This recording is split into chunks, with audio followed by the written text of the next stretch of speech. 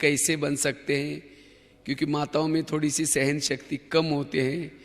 तो हम अपने जीवन में सहन शक्ति को कैसे बढ़ाएं और उससे अपना शक्तिशाली रूप, शिव शक्ति का रूप कैसे धारण करें, आधा घंटा थोड़ा सी चर्चा करेंगे। సహన శక్తి ద్వారా శివశక్తిగా ఎలా తయారు కావాలి అనే విషయం పైన అరగంట ఇప్పుడు మాట్లాడుకుందాము అని చెప్తున్నారండి. ఎందుకంటే మాటల్లో అప్పుడప్పుడు సహనం అనేది నశిస్తూ ఉంటుంది. అందుకని సహనాన్ని ఎలా పెంచుకోవాలి మన జీవితంలో అనేది చెప్తారన్నయ్య. वैसे तो सहन शक्ति बहुत बड़ी शक्ति है। अगर सहन शक्ति हमारे पास आई, उसकी 7 बहनें हैं, वो भी साथ में आएंगी। 7 बहनें हैं, परखने की शक्ति, निर्णय शक्ति, सामना करने की शक्ति। अगर सहन शक्ति रूठ गई, बाकी 7 बहनें भी चली जाएगी, और 7 बहनें चली जाएगी तो हर शक्तियों के पीछे एक एक दैवी गुण होता है, वो भी चला जाएगा। और जिसके पास सहन शक्ति नहीं, बाकी और शक्तियाँ नहीं, दैवी गुण नहीं, वो स्वयं को अकेला महसूस करता है और वही कमज़ोर बन जाता है। इसीलिए अगर एक सहनशील बनेंगे, बाकी शक्ति आएगी, दैवी गुण आएंगे, आप शिव शक्ति का रूप धारण कर सकते। సహన శక్తి ధారణ చేసినట్లయితే మిగిలిన 7 శక్తులు మనలో వచ్చేస్తాయి.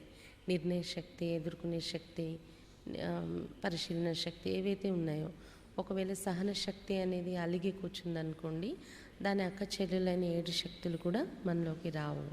కాబట్టి సహన శక్తి ద్వారా మిగిలిన అన్ని గుణాలు మనలో వచ్చేస్తాయి.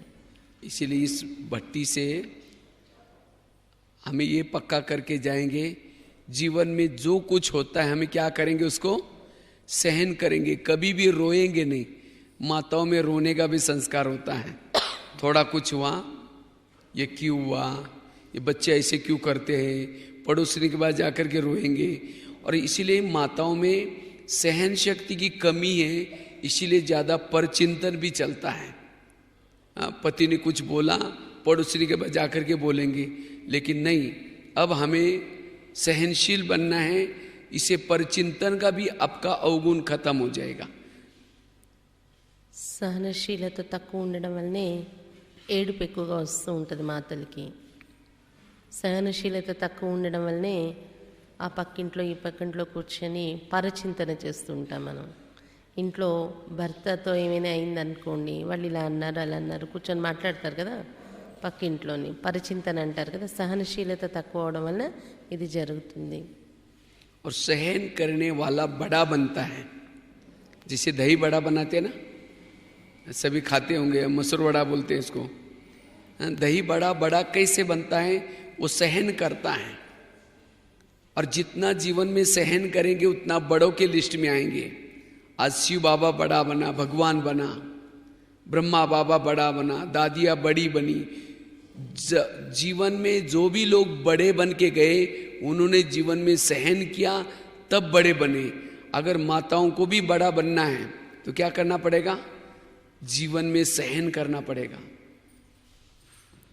సహనశీలత ఎక్కడైతే ఉంటుందో అక్కడ గొప్పగా తయారవుతాము. సహనశీలత ఉండడం వల్లనే శివ్ బాబా కూడా గొప్పవారు, మరి దాదీలు కూడా గొప్పవారు అయ్యారు. మనం కూడా సహనశీలత ధారణ చేస్తే గొప్పవాళ్ళుగా తయారవుతాం. दही बड़ा बड़ा कैसे बनता है, क्योंकि मैं तो किचन में सेवा करता रहता हूँ, तो उसकी विधि पता है। रात को उड़द की दाल को पानी में भिगोते हैं, सवेरे उसको मिक्सी में पीसते हैं। तो मिक्सी में पीसते समय क्या किया उसने, सहन किया। फिर आटे को फेंटते रहते हैं, मिक्स करते रहते हैं। कब तक करते हैं, उसको ग्लास रखेंगे, थोड़ा आधा पानी डालेंगे और फेंटा हुआ आटा को लेकर के पानी में डालेंगे ग्लास में। अगर वो डूब जाता है, उसका बड़ा सख्त बनेगा, इसीलिए और उसको फेंटते रहते हैं। पानी में फिर डालते हैं, टेस्ट करते हैं, फिर डूब गया, फिर और फेंटेंगे। पानी में डालने के बाद तुरंत तैरना चाहिए, उसका बड़ा बहुत अच्छा बनता है, सॉफ्ट बनता है। उसके बाद फिर क्या करते हैं, गरम गरम तेल में डालते हैं। वो तेल से निकाल करके ठंडे पानी में डालते हैं। ठंडे पानी से निकाल करके दोनों हाथों से दबाते हैं उसको। दबाने के बाद भी वो सहन करता है। और फिर क्या करते हैं, उसको प्लेट में रखेंगे, फिर दही डालेंगे, इमली की चटनी डालेंगे, ऊपर से जीरा पाउडर डालेंगे, लाल मिर्ची डालेंगे, तो सभी बातों को उसने क्या किया, सहन किया, तब जाकर के वो क्या बना, बड़ा बना। इसी तरह अगर हमें भी बड़ा बनने के लिए ऐसी ये प्रोसीजर को सहन करना पड़ता है। మజ్జిగ వడలు చేసుకుంటాం కదా, పెరుగు వడలు ఏమంటారు, ఆవళ్ళు అంటారా. ఆవళ్ళు ఎంత సహిస్తే కదా అవి తయారవుతాయి. పప్పు నానబెడతారు రాత్రి, ఆ నానబెట్టిన పప్పుని ఉదయం మళ్ళీ మిక్స్ చేస్తారు, రుబ్బుతారు దాన్ని. ఆ రుబ్బేటప్పుడు మళ్ళీ చూస్తారు అది ఎంత తేలిగ్గా తేలుతుంది ముద్ద అని. కొంచెం బరువు ఉంది అంటే ఇంకా రుబ్బుతారు, మళ్ళీ చూస్తారు, ఇంకా తేలికగా రాలేదు, ఉరువు రాలేదంటే మళ్ళీ రుబ్బుతారు. అంటే అంతవరకు అది సహిస్తుంది చూడండి. అంతా అయ్యాక కూడా అంతా సహించాక దాన్ని తీసి మళ్ళీ నూనెలో వేసి వేయిస్తారు, వేయించి తీసి మళ్ళీ వెంటనే చల్లనీళ్ళలో వేస్తారు, చల్లనీళ్ళలో వేసి తీసి పిండుతారు ఆ నీటిని. ఇంత సహించి అంటే ఒకటి సహిస్తున్న కొద్దీ ఇంకా దాన్ని ఇంకా మనం పిండుతూ ఉంటాము. దాన్ని మళ్ళీ పెరుగులో వేస్తారు, అప్పుడు దానిపైన మళ్ళీ ఆకులు వేస్తారు, కొత్తిమీర వేస్తారు, ధనియా పొడి వేస్తారు, ఈ పొడులన్నీ వేస్తారు, అప్పుడు అది రుచి తయారవుతుంది. అంటే అది ఎంత సహించటం వలన ఆ రుచి దానిలో వచ్చింది చూడండి. इसीलिए भी हमें भी लोग फेंटते भी रहेंगे, कई सोचते हैं मुझे कब तक लोग तंग करते रहेंगे, आटे को कब तक फेंटा गया, पानी के ऊपर आने तक फेंटा गया। इसी तरह जब तक हम ऊपर नहीं जाएंगे, परमधाम में नहीं जाएंगे, तब तक लोग तंग करते रहेंगे। कब तक का जवाब तब तक है जब तक ऊपर नहीं जाएंगे तब तक। उसके बाद गर्म बातें भी आएंगी, कोई फुलाएंगा, महिमा करेंगे, महिमा करने वाले लोग ही दबाना शुरू करेंगे, वही टांग खींचेंगे।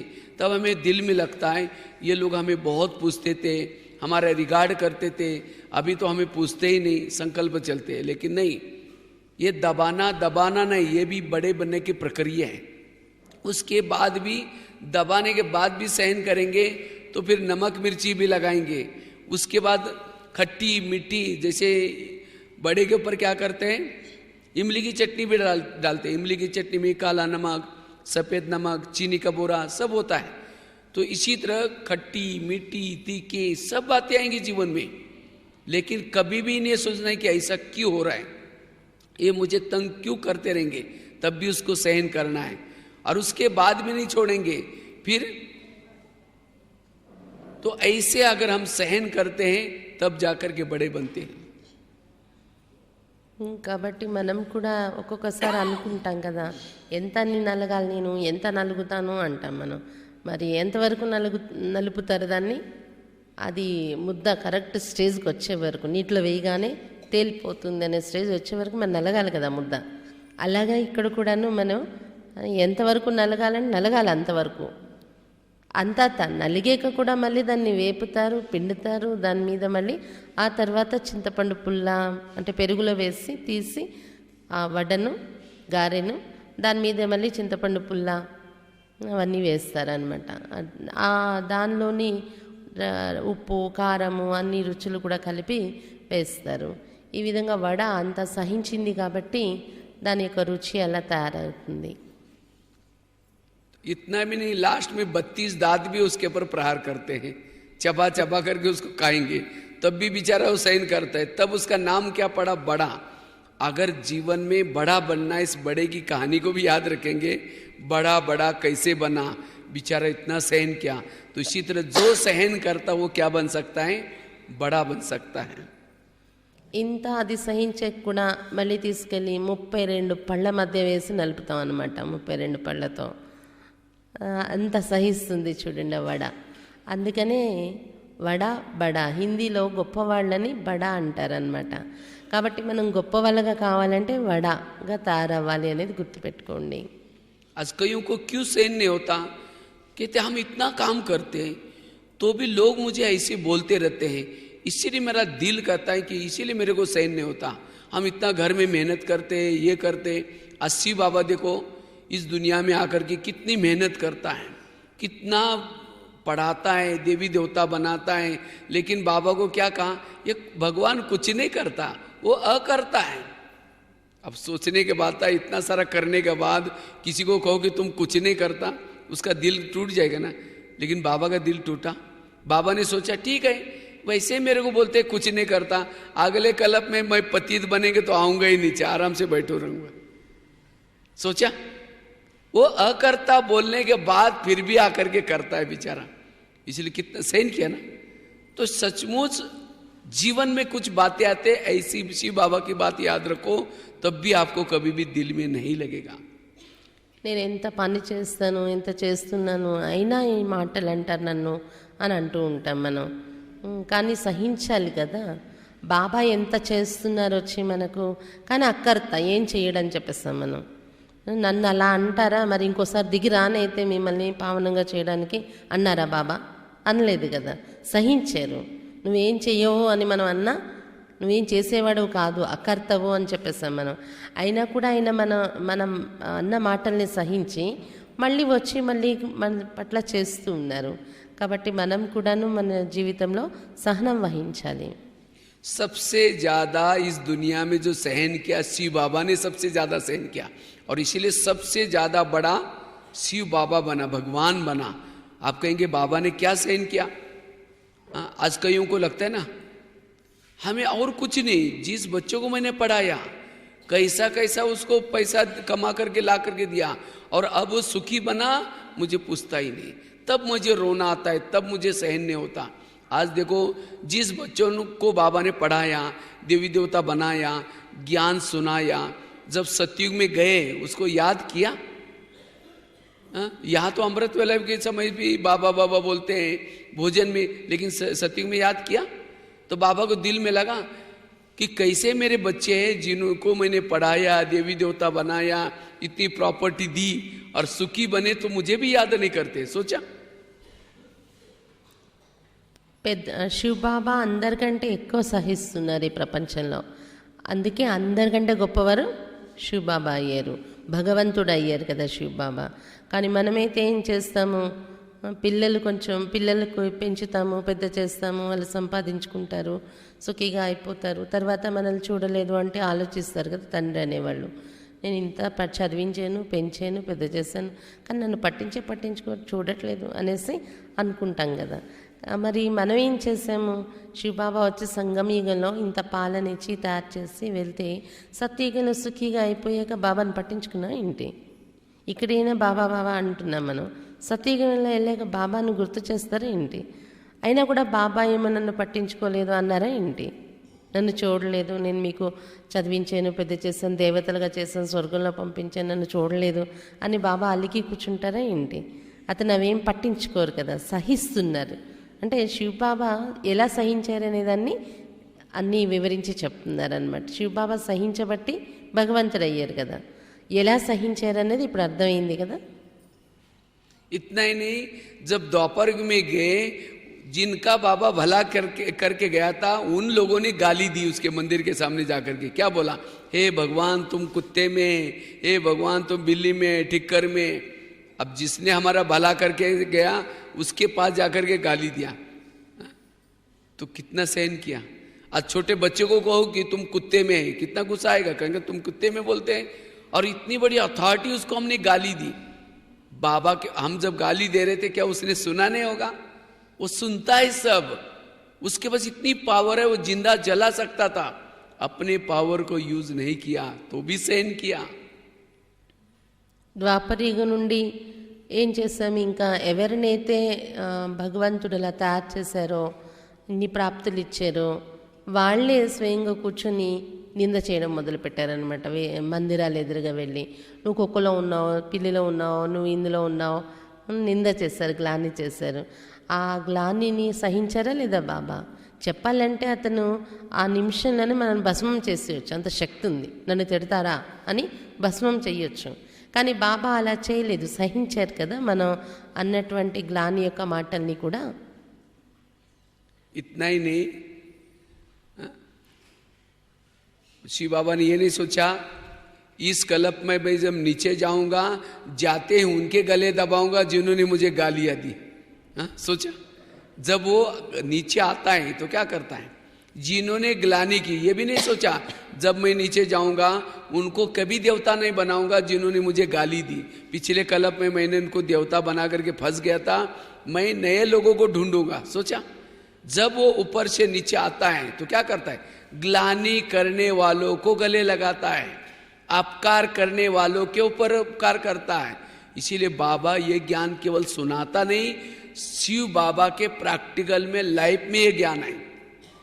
इसीलिए गीता में बहुत सुंदर महावाक्य आता है, कृष्ण अर्जुन को कहता है, हे अर्जुन मैं केवल तुम्हें उपदेश नहीं दे रहा हूं, मैं भी तुम्हें कर्म करके सिखला रहा हूं। तो बाबा ये केवल उपदेश नहीं देता, बच्चे गाली देने वालों को गले लगा दो, लेकिन बाबा ने लगाया ना। जब बाबा ने हमें गाली देने को गले लगाया तो हमें भी कोई गाली देता है, उसको गले लगाने में क्या फर्क पड़ता है। इसीलिए मैं कभी कभी बाबा को याद करता हूं। बाबा को ये है बाबा की याद। बाबा को याद मतलब ऐसे नहीं बाबा बाबा और किसी के साथ गुस्सा करो, ये बाबा की याद नहीं। बाबा की याद अर्थात बाबा ने जैसे किया, बाबा ने ग्लानि लोगों को गले लगा दिया तो समझो इसको शिव बाबा याद है, अन्यथा शिव बाबा याद नहीं है। బాబా ఏం చేశారు, తిరిగి వచ్చేటప్పుడు గ్లాని చేసే వాళ్ళని ఇంకా తన దగ్గరికి తీసుకున్నారు, కౌగలించుకున్నారు. అంతేగాని నువ్వు నా గ్లాని చేసావు కాబట్టి నిన్ను ఎప్పుడూ దేవతగా తయారు చేయను అనలేదు కదా బాబా. దగ్గర తీసుకున్నారు, దేవతగా తయారు చేశారు. అందుకే కదా ఆయన గొప్పవాడయ్యారు.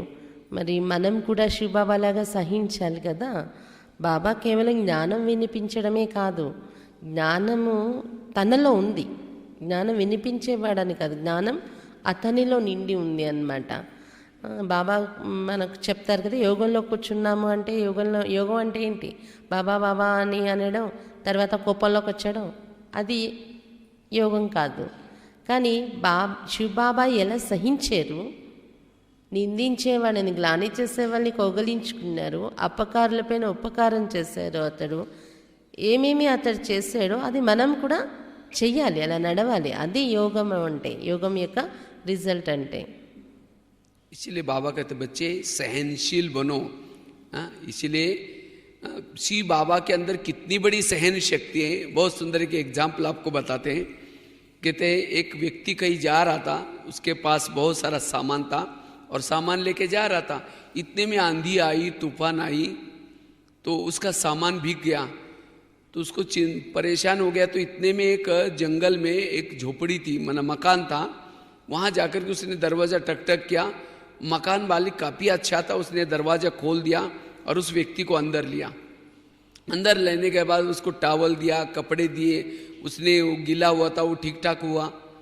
और उसके बाद कुछ समय के बाद जो व्यक्ति भीग गया था तो वो क्या करता, भगवान को गाली देना शुरू करता है। भगवान ने बारिश रोकनी चाहिए, देखो मैं भीग गया, मेरा सामान भीग गया। जब गाली देता है उस मकान मालिक को गुस्सा आया, मैंने तो उसको मदद की और ये भगवान को गाली दे रहे। उसको कपड़े को, कुर्ते को पकड़ करके खींच करके उसको घर के बाहर किया, जहाँ बिजली चमक रही थी, बरसात आ रही थी, और अंदर से दरवाजा बंद किया। कहता है एक तो तुमको मैंने मदद की और तुम हमारे भगवान को गाली देता है। जब उसने उसको बाहर किया, दरवाजा बंद किया, आकाशवाणी हो गई, जो तुमने ये किया ठीक नहीं किया। उसको लगा कि भगवान ने आकाशवाणी की। फिर हाथ जोड़ के कहता है भगवान वो आपको गाली दे रहा था इसीलिए मैंने उसको बाहर किया। फिर दोबारा आकाशवाणी हो गई, वो तो मुझे बचपन से गाली दे रहा था, लेकिन मैंने कभी भी उसको 20 रुपये घर से बाहर नहीं